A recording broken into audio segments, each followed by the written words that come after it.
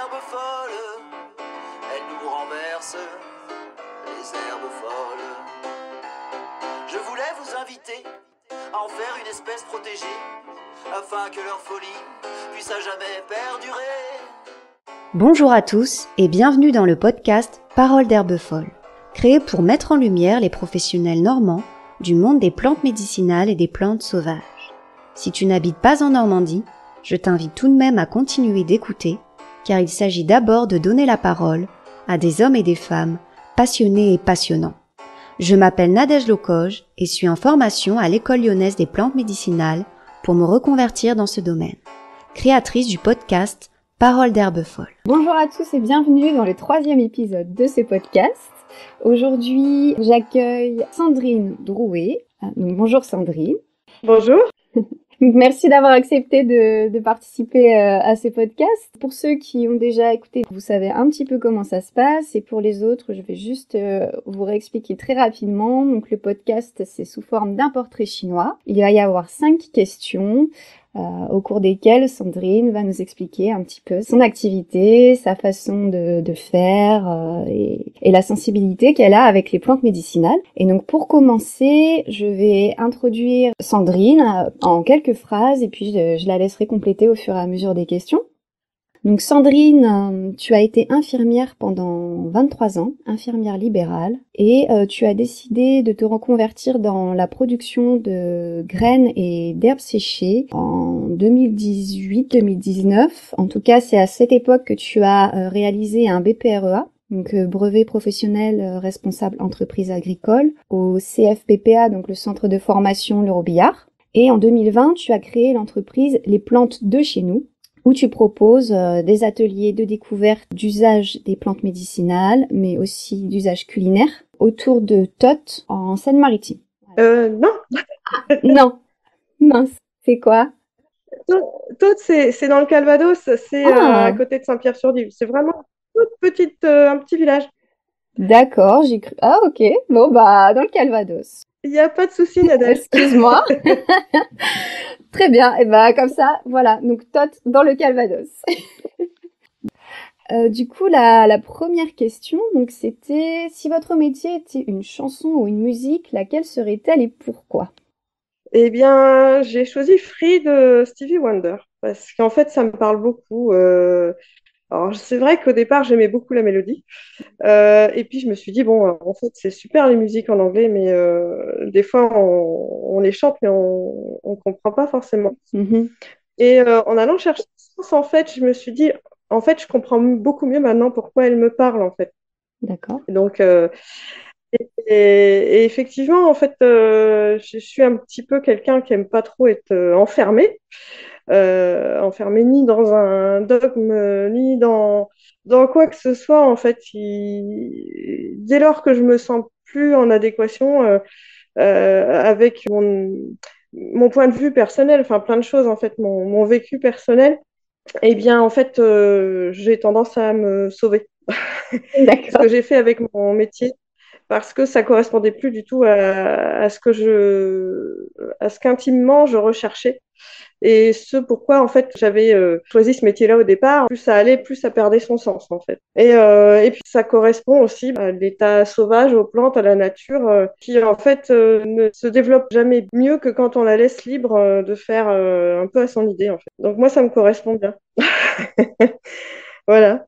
Et puis voilà, c'est pour ça que du coup, j'aimerais aussi transmettre ça un peu aux gens, en fait, d'apprendre à se réapproprier, à se faire confiance aussi et à s'écouter pour être bien, en fait, avec soi-même, quoi, tout simplement. D'accord.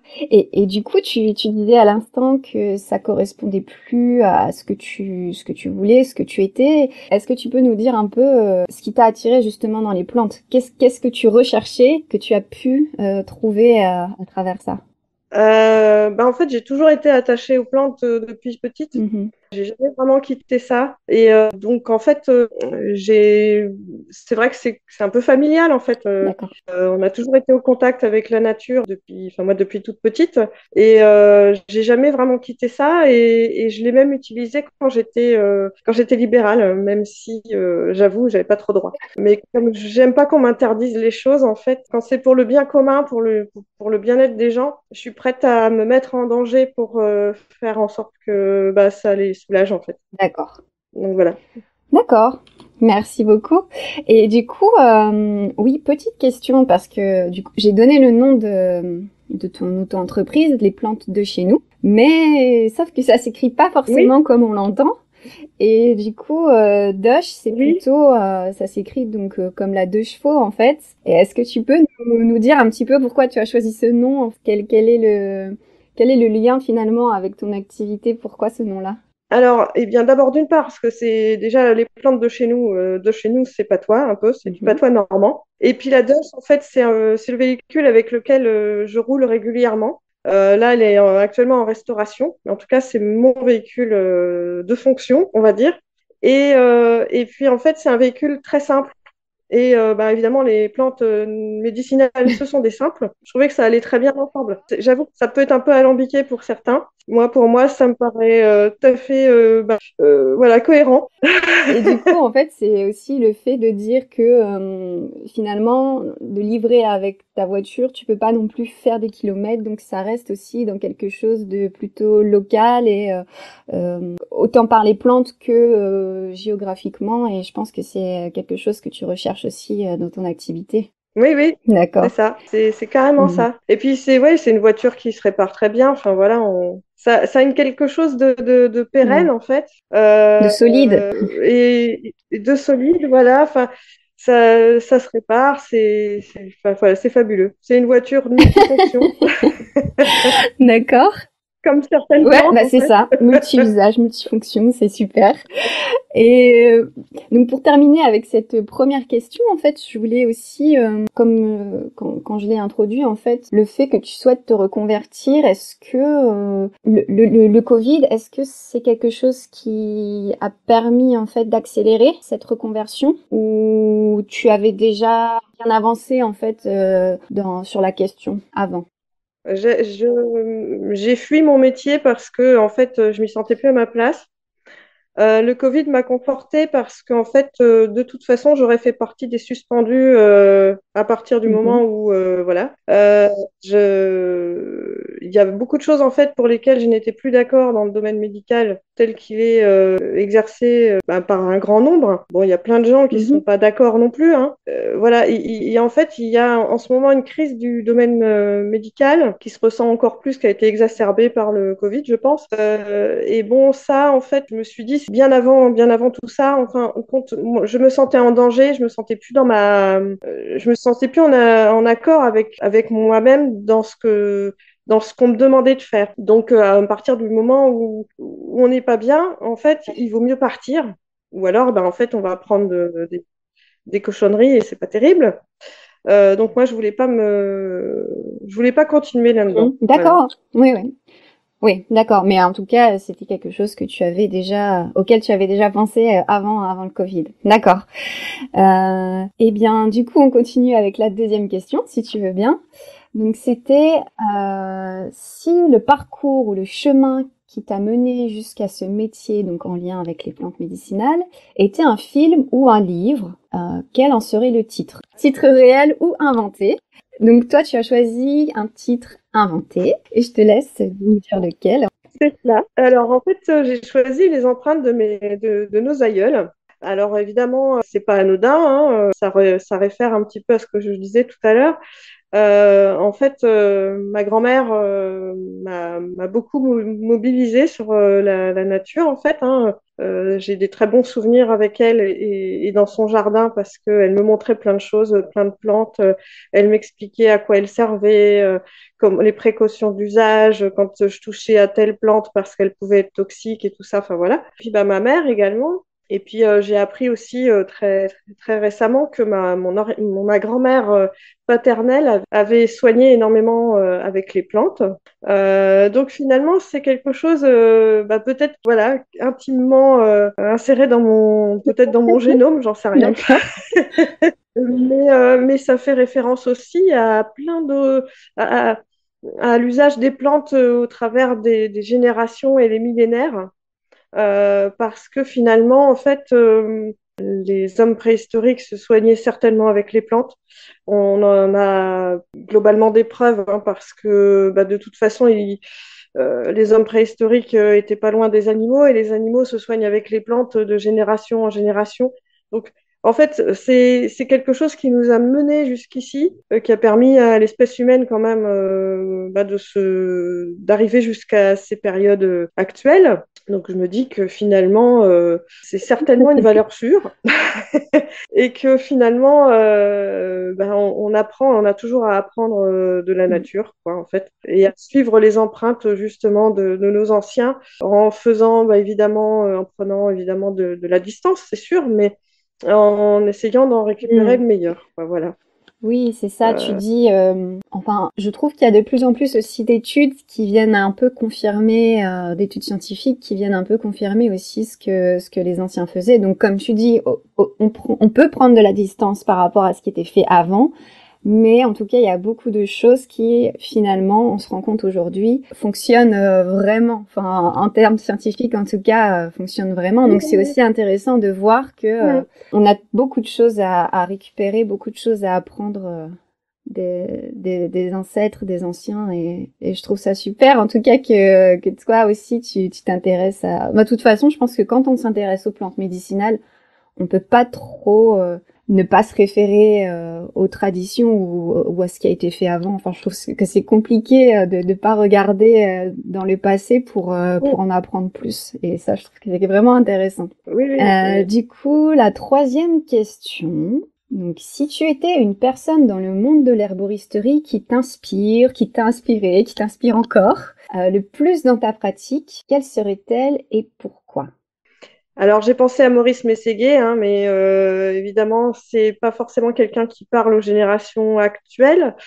Moi, en tout cas, c'était le livre que je voyais régulièrement chez ma grand-mère, qui m'a toujours un petit peu interpellée. Et dès que j'ai pu être en mesure de le lire, en fait, du coup, là, j'ai plongé vraiment dans quelque chose qui confortait ce que je voyais déjà, en fait, chez ma grand-mère. Mais en plus, il y avait une traduction. Et en fait, un souci déjà très important de soigner, de préserver la nature, d'éviter d'utiliser, enfin d'éviter même de complètement proscrire en fait les pesticides dans l'usage de l'agriculture par rapport aux méfaits que ça pouvait avoir sur l'humain, mais surtout sur toutes les espèces qui nous entourent aussi. Il y avait déjà un discours très, très prononcé sur tout ça, et avec beaucoup de bon sens finalement. Et ça c'est resté quelque part bien gravé dans mon esprit. Et en fait, j'ai pas trouvé que ces écrits avaient vieilli finalement quand je les reconsulte maintenant. Même à la limite, je me dis, mais qu'est-ce qu'on a raté en fait entre les années 70 et maintenant? Il y a quelque chose que je j'arrive pas à cerner dans le fait qu'on n'ait pas agi, continue encore à traîner des bottes pour faire plus attention en fait à ce qui nous entoure, quoi. Donc voilà, en fait. Après, il y en a bien d'autres, hein, des écrits et des personnes qui me parlent énormément. Mais Maurice Mességuet, oui, c'est parce que ça a fait référence aussi à mon enfance et à ce qui m'a amené à ce nouveau métier. Est-ce que tu as le titre du livre, tu te souviens Alors, en ou fait, pas? il y a deux ouvrages. Euh, D'accord. donc, Ces plantes qu'on assassine. Mhm. Il y a aussi, alors ça y est, je vais avoir oublié, et je l'avais tout à Ah non, l'heure, c'est mais terrible. En tout cas, il y a deux ouvrages pour lesquels J'ai été vraiment très... voilà, ça m'a énormément parlé. Mais je sais plus le deuxième. J'avoue que... Mais oui, t'inquiète pas, je le mettrai dans la description. Mais le deuxième, c'est peut-être plus axé vraiment phytothérapie, je C'est pense, ça. non? C'est ça. Oui, ouais, d'accord. Alors que le premier, c'est peut-être plutôt euh, une étude un peu de l'environnement, de la plante, comment elle pousse et la façon de la cultiver, etc.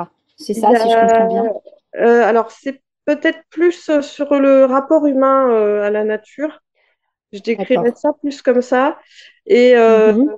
c'est un petit peu comment les déboires qu'il a pu avoir aussi par rapport à... Enfin, c'est un petit peu la bataille du pot de fer, enfin, du pot de terre contre le pot de fer. D'accord. On peut décrire aussi dans cet ouvrage. Dans l'autre livre, c'est La nature qui a raison, en fait. L'autre ouvrage, ça y est, ça me revient. Ok, je mettrai les références en dessous de la vidéo. Merci. Du coup, quatrième question. Si tu étais une plante médicinale ou une plante sauvage, laquelle serais-tu et pourquoi?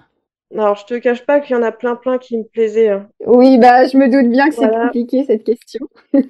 Mais l'ortie, en fait, bah, je l'aime bien parce qu'il y en a beaucoup qui l'aiment pas, justement. Du coup, je suis toujours militante des causes perdues, moi.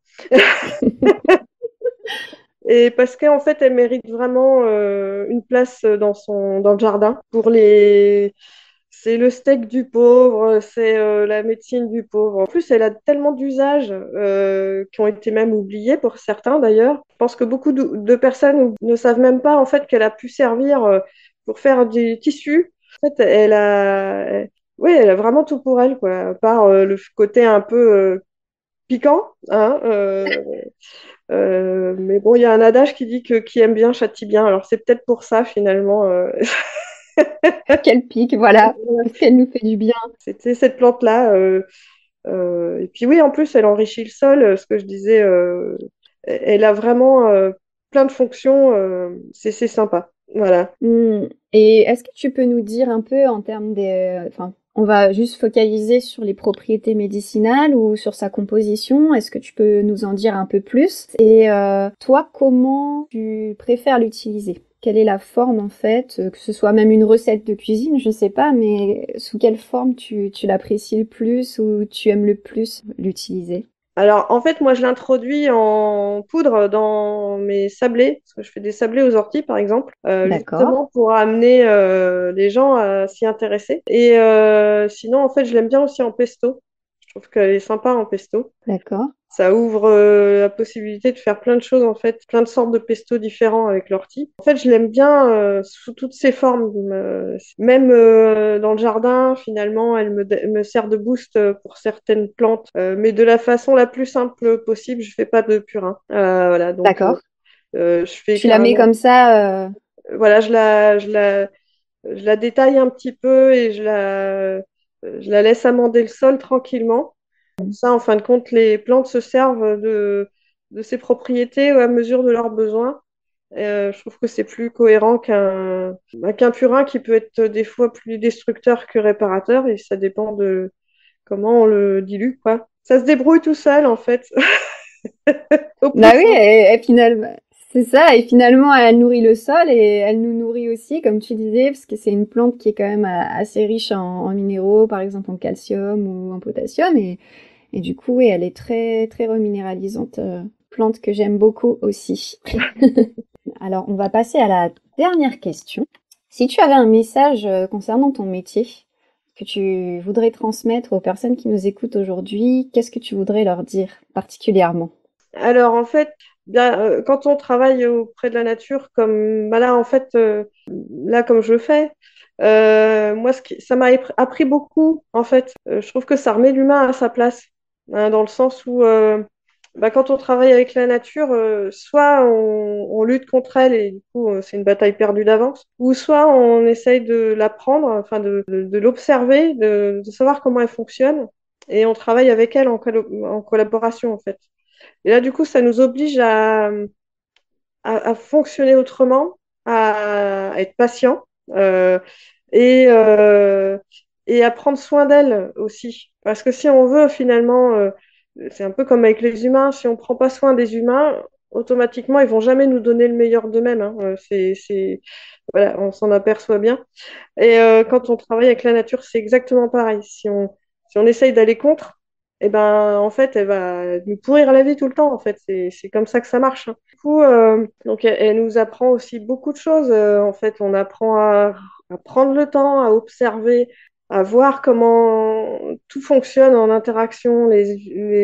En fait, ils n'ont pas besoin de nous autour de nous. En fait, si l'humain n'était pas là, la nature, elle se débrouillerait très bien. En fait, je pense que finalement, nous, on est là, on doit garder cette forme effectivement d'humilité, de se dire, bah, en fait, on est là pour donner un coup de main. Éventuellement, on intervient s'il le faut. Mais pour rien au monde, en fait, on va se substituer à la nature. En tout cas, on ne peut pas avoir la prétention de se substituer à la nature parce que sans elle, en fait, on n'est rien. Donc voilà. Ça, ton message, du coup, c'est vraiment prendre soin de la nature pour prendre soin de nous en même temps, en fait. C'est ça. D'accord. Tu voulais ajouter autre chose? Oui, bah oui, en fait, aussi, je trouvais que elle mobilisait beaucoup de facultés finalement. On mobilise beaucoup de facultés quand on s'occupe de la nature. Je parlais donc de l'humilité. Je pensais aussi à la créativité parce que, bah, en fait, la nature est très créatrice. Elle nous fait des choses, c'est fabuleux. On a toujours essayé de l'imiter, on n'a jamais réussi à l'égaler. L'observation, donc, la mémoire. Chose qui me fait défaut des fois, et l'endurance. Parce qu'en fait, elle continue tout le temps, tout le temps, tout le temps, sans relâche, elle n'arrête pas. Ouais. Et du coup, quand tu dis la mémoire, tu veux dire quoi par là? Quand tu dis qu'elle nous fait travailler sur la mémoire, c'est dans quel sens? Eh bien, parce qu'en fait, déjà d'une part, bah, quand on est cueilleur, quand on récupère évidemment des plantes, eh ben, faut savoir où elles se situent, les plantes. Faut savoir aussi à quoi elles servent. Logiquement, Mhm. bien entendu.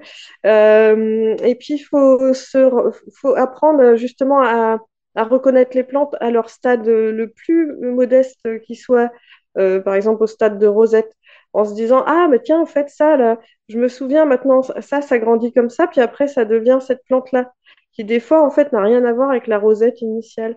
Du coup, ça oblige à vraiment réfléchir à comment la nature se développe et donc automatiquement se rappeler de toutes les espèces.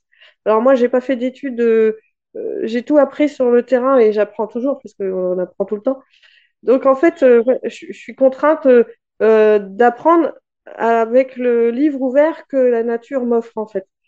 Bon, l'avantage, c'est que ça bouffe pas de papier, hein. Et du coup, ça prend plus de temps, peut-être. Je n'en sais rien, mais en tout cas, j'apprends. Oui, après plus de temps, je sais pas, parce que dans tous les cas, on est quand même obligé. Enfin, après, je parle pour moi, hein, mais même si j'ai des livres, ça n'a quand même rien à voir avec le fait déjà de la toucher, la plante, Ah oui, oui. de la sentir, parfois quand c'est possible de la goûter. Mm. Tous ces sens-là peuvent pas être transcrits à travers un livre. Donc oui, le livre, c'est un support. Je pense que ça peut être un bon support dans certains cas, en tout cas, où les photos, etc., ça peut aider. Mais je pense que ça remplace pas du tout le fait d'être, comme tu dis, sur le terrain. Et du coup, c'est un apprentissage qui se fait par les cinq sens, de reconnaître les plantes.